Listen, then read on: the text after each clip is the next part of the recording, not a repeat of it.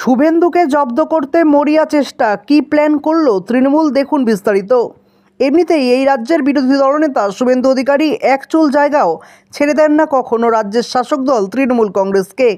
এবারের নির্বাচনী লড়াইয়ে তিনি যেভাবে পরিকল্পনা করে রেখেছেন, তাদের সব কিছু যদি ঠিকঠাক থাকে তাহলে তৃণমূলের পতন হবেই, এমনটা মনে করছে বিরোধী দল বিজেপি।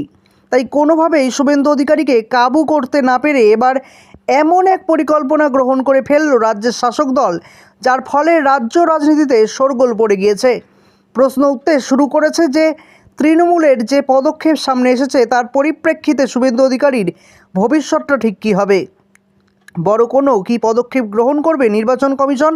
প্রসঙ্গত এমনিতে রাজ্যে বিধানসভা নির্বাচনের আগে হয়ে গিয়েছে এসআইআর, আর এই এসআইআরের আতঙ্ক তৃণমূলের মধ্যে এতটাই প্রকটভাবে গ্রাস করেছে যে তারা নির্বাচন কমিশন থেকে শুরু করে বিভিন্ন সাংবিধানিক সংস্থাকে আক্রমণ করতেও দুবার ভাবছে না।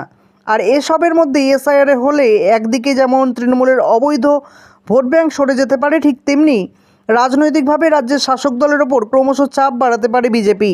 আর সেই কারণেই কি এবার বিরোধী দলনেতাকে টার্গেট করে ছকমাফিক পদক্ষেপ গ্রহণ করে ফেলল তৃণমূল কংগ্রেস। যতদূর খবর পাওয়া যাচ্ছে, শুভেন্দু অধিকারীর বিরুদ্ধে আইনি পদক্ষেপের দাবি জানিয়ে নির্বাচন কমিশনের কাছে অভিযোগ জানিয়েছে রাজ্যের শাসক দল। বলা বাহুল্য, কিছুদিন আগেই রাজ্যের বিরোধী দলনেতা শুভেন্দু অধিকারী বিএলওদের নিরপেক্ষভাবে কাজ করার পরামর্শ দিয়েছিলেন।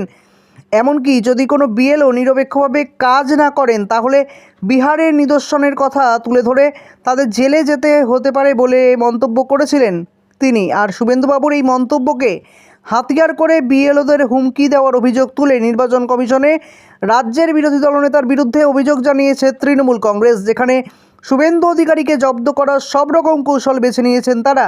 তবে শেষ পর্যন্ত তৃণমূলের এই প্ল্যান কতটা কাজে দেয় সেদিকেই নজর থাকবে রাজনৈতিক বিশ্লেষকদের।